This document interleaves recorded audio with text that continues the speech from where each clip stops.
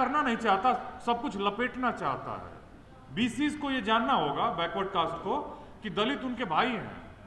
और याद रखिए, अब बाबा साहब भीमराव अंबेडकर किसी जातिवादी के नहीं थे, किसी जाति के लिए काम नहीं करते थे, लेकिन इस जातिवादी समाज में उनकी मजबूरी थी कि वो कुछ हद तक उन लोगों के साथ काम करते, वंचितों के साथ उनको जोड़ने के लिए। वो एक बहुत बड़े मानवतावादी थे, और मानवतावादी इसलिए थे क्योंकि उन्होंने पूरे समाज को बनाने का काम किया। अगर उन्होंने जो साहित्य रचा है, उन्होंने जीवन में जो संघर्ष किया है, एक व्यक्ति के लिए संभव है ही नहीं। तो ये पूरा समाज बहुत दुर्दशा में है, तो उसमें जिम्मेदारी बनती है जो धनी लोग हैं, जो बेहतर लोग हैं, जो पढ़े लिखे लोग हैं, कि अपने लोगों को लीड करें। वो करते क्या हैं? खाली अपने काम में लगे रहते हैं। दिक्कतें यहीं पे हैं। आपको रोटी बेटी का संबंध करना होगा। आप याद रखिए कि ओबीसी की जो मजबूत जातियां, देखिए, वर्ण व्यवस्था और जाति व्यवस्था। ब्राह्मणों का वर्ण एक है, जाति एक है। क्षत्रियों का वर्ण एक है, जाति एक है। वैश्यों का वर्ण एक है, जाति एक है। शूद्रों में 5000 जातियां, ओबीसी में, दलितों में 1200 जातियां हैं, ट्राइबल्स में जातियां ही जातियां हैं।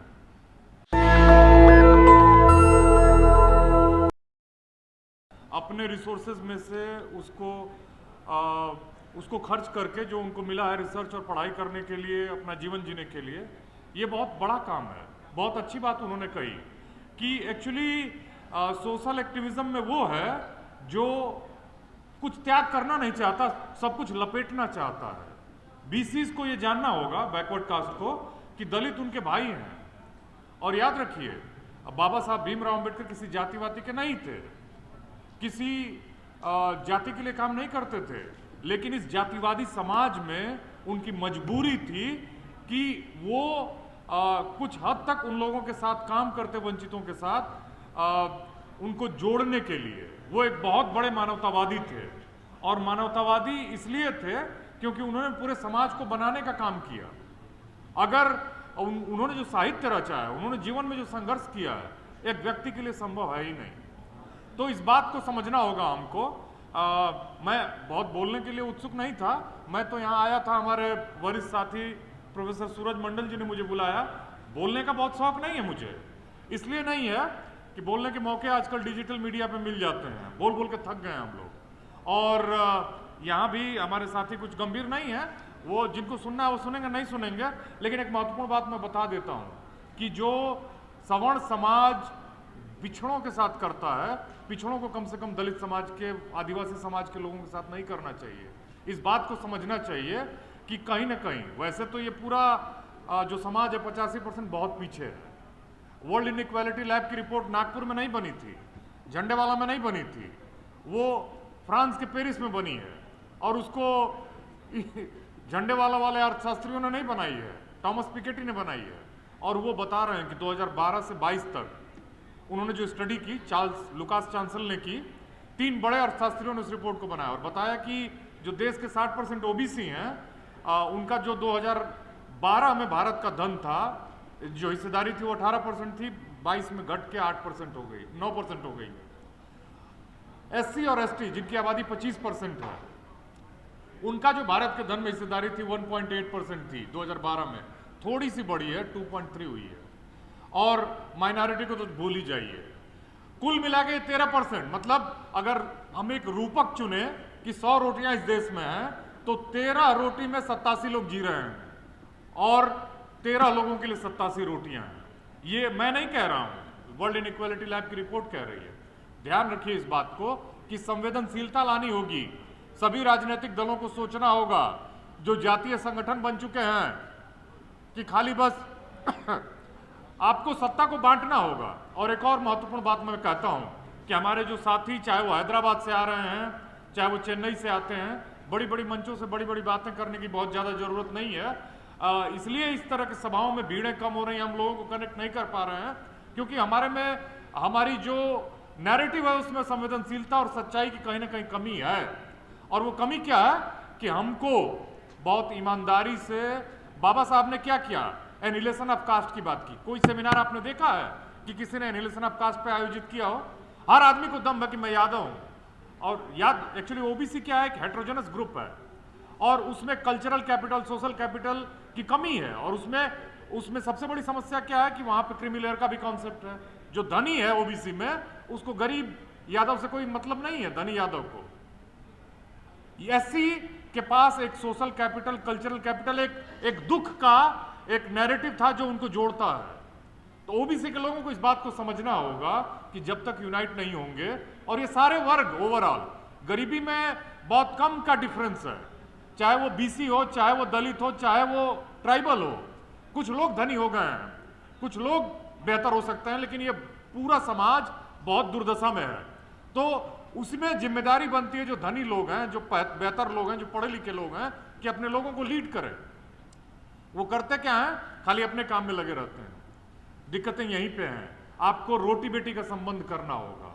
आप याद रखिए कि ओबीसी की जो मजबूत जातियां, देखिए वर्ण व्यवस्था और जाति व्यवस्था, ब्राह्मणों का वर्ण एक है, जाति एक है, क्षत्रियों का वर्ण एक है, जाति एक है, वैश्यों का वर्ण एक है, जाति एक है, शूद्रों में 5000 जातियां, ओबीसी में, दलितों में 1200 जातियां हैं, ट्राइबल्स में जातियां ही जातियां हैं। आप देखिए ना, कुर्मी और यादव स्टेटस एक ही है, झूठ मूठ का ईगो है, पशुपालक ही हैं और खेती करने वाले हैं। वैसे ही दलित जातियों में भी है, लेकिन ओबीसी का रोल बड़ा है, उसको बड़ा रोल प्ले करना होगा, उसको समझना होगा। लेकिन ये सब हो नहीं रहा है। कोई जाति तोड़ो सम्मेलन नहीं होता है, कोई एकता पर काम नहीं है। कहां से आप पॉलिटिकल पावर अचीव कर लोगे? कोई आपका कल्चरल काम है? इस देश में सबसे बड़ा और जातिवादी संगठन जो है वो आरएसएस है, केवल और केवल ब्राह्मणों के उत्थान के लिए काम करता है। और कभी सावरकर को, गोलवलकर को ब्राह्मण चिंतक नहीं कहा गया। जैसे हमारे साथी ने तुरंत कह दिया कि दलित चिंतक हैं, मुझे कहा देगा कि बहुजन चिंतक हैं। तो वो नहीं कहा जाता है कि सावरकर को कि वो ब्राह्मण चिंतक थे, गोलवलकर को, क्योंकि उन्होंने ज्ञान के स्रोत को ही कब्जा किया है। वहीं से वो नैरेटिव गढ़ते हैं, आपके नैरेटिव को पंक्चर करते हैं, अपने नैरेटिव को प्रोपेगेट करते हैं, फैलाते हैं। याद रखिए, आपको कई लेवल्स पे काम करने होंगे। संवेदनशीलता पर काम करनी होगी, यूनिटी पे काम करनी होगी, और साथ में एक दूसरे के एम्पावरमेंट पे काम करनी होगी। और ये धीरे धीरे ये जो बीच की दूरियां हैं वो टूटेंगी। भारत कभी बेहतर एक समाज बन ही नहीं पाएगा जब इन तबकों के बीच का एक सोशल, कल्चरल, पॉलिटिकल ईगो और दूरियां खत्म नहीं होंगी। ध्यान रखिएगा। इसलिए पॉलिटिकल से बहुत पहले आपको कल्चरल और सोशल काम करना है, और बाबा साहब ने वो सब सारी चीजें कही थी। और सही बात है, रतनलाल जी की बात को मैं मतलब कॉपी करता हूं, उसको एक तरह से उसको कोट करते हुए कहता हूं कि ओबीसी को बड़ा रोल प्ले करना होगा। सही बात है। क्यों इस देश में कोई दलित मुख्यमंत्री नहीं है? इतनी बड़ी बड़ी पार्टियां हैं, व्यक्तिगत घरानों की पार्टियां हो गई हैं। कांग्रेस जैसी बड़ी पार्टी है, खाली बातें करते हैं। क्या किया कांग्रेस ने? कांग्रेस ने तो सबसे ज्यादा छुरा घोपा है पिछड़ों के पीठ में। काका कालेलकर कमीशन हो या फिर मंडल कमीशन हो, सबको सैबोटाज किया। और आज आप नैरेटिव गढ़ रहे हो, ठीक है, अच्छी बात है, उसका स्वागत है, उस पर काम करना चाहिए, अच्छी बेहतर बात है, वो सब कुछ है। लेकिन आपको ये ध्यान रखना चाहिए कि कितने सेक्रेटरी दलित हैं, कब बनाओगे आप? अगर वो वर्षों से मार्जिनलाइज रहे हैं, उनका 25 बनता है तो आप कम से कम 40 दो ना उनको। 40 नहीं दे सकते हो, 35 दो। आप थोड़ा बड़ा दिल दिखाओ। उनको जो वर्षों से वंचित रहे हैं, शताब्दियों से, उनको थोड़ा आगे बढ़ के प्यार दो, सम्मान दो। उनके नेतृत्व में आप उनकी लीडरशिप को स्वीकार करो ना। नहीं करना चाहता है कोई। हर कोई असुरक्षित है और चाहता है कि त्याग दूसरा कोई करे। बाबा साहब भीमराव अंबेडकर दूसरे के परिवार में पैदा हों और वो त्याग करें, भगत सिंह दूसरे के घर में पैदा हो। लेकिन ध्यान रखिएगा, ये जब तक सांस्कृतिक, सामाजिक एकता नहीं होगी, काम नहीं होगा विमर्श पर, तब तक ये कुछ होने वाला नहीं है। ओबीसी एक बहुत बड़ी क्राइसिस में है। इसलिए क्राइसिस में है कि 4 किताबें नहीं है उस समाज पर, कोई रिसर्चर नहीं है। पैसा हो जाने से भी आप उस पैसे को बचा नहीं पाएंगे जब तक आपका एपिस्टेमिक स्रोत या नॉलेज, माने नॉलेज जो होगा वो उस पर आपका काम नहीं होगा। ओबीसी बहुत बड़ी क्राइसिस में है। एक बड़ी आबादी दिशाहीन है, इसीलिए भारत दिशाहीन है। इस देश की सबसे बड़ी समस्या ओबीसी है। इसको आप मुझसे असहमत हो सकते हैं, लेकिन जहां तक मैं देख सकता हूं और समझ सकता हूं, उसमें मुझे वो बहुत बड़ी समस्या दिखती है। अभी मेरे साथी ने कहा कि बोलने वाले ज्यादातर स्पीकर्स यादव थे, तो इन्होंने कहा कि सभी को एक एक करके यादवों को बुलाएंगे। वैसे वो मुझे यादव होने का कोई दम्भ नहीं है, मेरी इंटरकास्ट मैरिज है और मैं इसी को प्रमोट करता हूं। अच्छा, मैं रिजर्वेशन से नौकरी में भी नहीं लगा था, मैं यूनिवर्सिटी का गोल्ड मेडलिस्ट था एमए इंग्लिश का, और उससे पहले मैं मेडिकल में सेलेक्ट हुआ था और सब कुछ ओपन कैटेगरी में। और चूंकि 2007 का मैं पीएचडी हूँ, उससे पहले बीसीस के लिए सेंट्रल यूनिवर्सिटी में रिजर्वेशन भी नहीं था। तो एक तो मैं इसलिए रिजर्वेशन की बात को समझता हूँ बीसीस के लिए, क्योंकि आप देखिए ना 2-3 यूनिवर्सिटीज को छोड़ के उनको आज तक यूनिवर्सिटीज के हॉस्टल में रिजर्वेशन नहीं है। इतना सोया हुआ समाज है। सही कहा हमारे वरिष्ठ साथी सूरज मंडल जी ने कि वो विचित्र समाज है, उसको जागना होगा। तो हमारे साथी ने कहा कि सभी यादव हो जाएंगे। मुझे कुछ यादव, संयोग से मैं यादव जाति में पैदा हुआ हूं, लेकिन एक्चुअली क्या है कि जो आवाज उठाता है उसके साथ होना होगा। हम लोगों को देखना होगा कि जो ईमानदारी से हमको लीड कर सके उसको आगे लेके बढ़ना होगा। और याद रखिए कि एक्चुअली सही कहा हमारे रतनलाल जी ने कि हमारा मैंने एक्चुअली हमारा जो आर्थिक इंपावरमेंट है वो बहुत जरूरी है। ठीक है, नेता बनने दीजिए दूसरों को, लेकिन नेताओं से सवाल पूछिए। आप कब पूछेंगे अपने नेताओं से कि हमारे यूनिवर्सिटीज में हॉस्टल्स में रिजर्वेशन क्यों नहीं है? जितने बीसीस के नेता पूछिए उनसे, वो हमारी दुर्दशा के कारण वही हैं। तो कुल मिला के हमको सवाल करना होगा। जो बेहतर नेतृत्व दे सकता है, जो लीड कर सकता है, उसकी लीडरशिप में हमको आगे बढ़ना होगा। बेकार के द्वंद्व में, अहंकार में कोई न छोटा है न कोई बड़ा है। कबीर ने कहा कि तू जो ब्राह्मण ब्राह्मणी का जाया, आन बाट काहे नहीं आया। ब्राह्मण व्यवस्था हर स्त्री को शूद्र कहती है। और तो कबीर ने कहा कि तुम बताओ, जो अपने को श्रेष्ठ कहते हो, तुम भी तो उसी शूद्र स्त्री की योनि से ही पैदा हुए हो। मैं भी वहीं से आया हूं, सभी आए हैं, तो तुम श्रेष्ठ कैसे हो गए?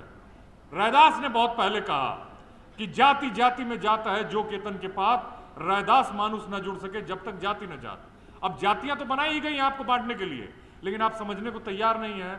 आप समझ रहे हैं कोई चंद्रवंशी अपने को समझ रहा है, कोई सूर्यवंशी समझ रहा है, कोई यादव अपने को छत्तीस समझ रहा है। अरे क्या समझ रहे हो, क्या हो, उसको आप समझने की कोशिश करो ना भाई।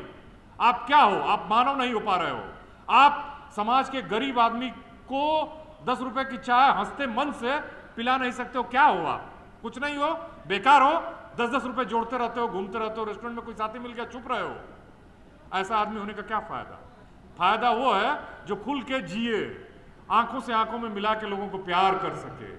और जिंदगी याद रखिएगा, जाति वर्ण स्टेटस से ऊपर प्यार का नाम है। आपके एक्सटेंशन का नाम है जिंदगी। आपका विस्तार अगर नहीं होता है, आप हमेशा असुरक्षित महसूस करते हैं, तो आप जिंदा लाश हैं। याद रखिएगा, आप घूमते हुए हो सकते हैं, दिखते हुए हो सकते हैं, आपके दिमाग में गंदगी हो सकती है, आपको लगता है कि मैं जी रहा हूं, खा रहे हैं भरपेट, निकाल भी रहे हैं उसको, लेकिन आप एक जिंदा लाश हैं। जिंदा लाश नहीं होना है, आपको लड़ना है अपने अधिकारों के लिए, दूसरों के लिए भी। जैसी आप दुनिया चाहते हैं, आप अगर अपने लिए स्वर्ग चाहते हैं तो दूसरों के लिए नर्क की कल्पना नहीं कर सकते हैं। आपको लड़ना होगा अपने अधिकारों के लिए, दूसरों के लिए भी, तभी एक बेहतर दुनिया बन सकती है। जियो और जीने दो, अप दीपो भवो। तथागत बुद्ध को मानना होगा। मानना इसलिए होगा कि नेशनल दस्तक की आपसे गुजारिश है कि अगर इसको बचाना चाहते हैं तो नेशनल दस्तक को सब्सक्राइब करने के लिए रेड कलर के सब्सक्राइब बटन को दबाएं, फिर बेल आइकन की घंटी दबाएं। नेशनल दस्तक को बचाने के लिए बहुत जरूरी है कि हर खबर को शेयर करें, लाइक करें, कमेंट जरूर करें।